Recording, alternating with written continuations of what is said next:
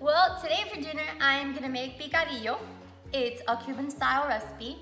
It takes about 5 minutes to prep and 30 to cook. It's very simple, easy to do.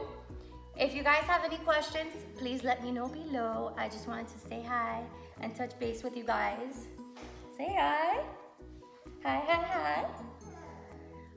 This is something we maybe once a week, or I'd say about every week and a half, because it's so easy to do with no time on my hands.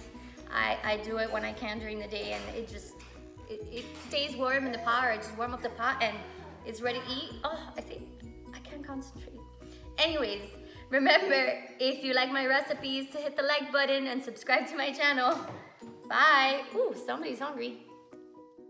You're gonna need ground beef, dry white cooking wine, Spanish olives, tomato paste and tomato sauce, potatoes, salt, pepper, a Sazon Goya packet, onions, red and green bell peppers, garlic, cumin, oregano, and a little bit of Creole seasoning.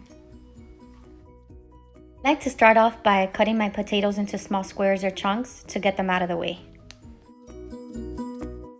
Then I chop up a quarter of green and red bell peppers. Now you dice up 2 cloves of garlic, chop 1 small onion, set your stove to medium-high, and in a pot or pan, add extra virgin olive oil. Toss in your onions and cook them for about a minute till they're translucent. Then toss your garlic in, do the same with that, and your green and your red bell peppers. Now toss in the meat and add 1 teaspoon of salt and pepper to taste, and mix it all in well. For this amount of beef, I use 1 can of tomato sauce. You can use half a can. It all depends on how red and saucy you like it to be.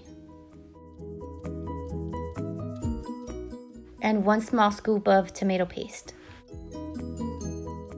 Add 1/4 cup of dry white cooking wine, 1/4 teaspoon of cumin, and half a teaspoon of oregano.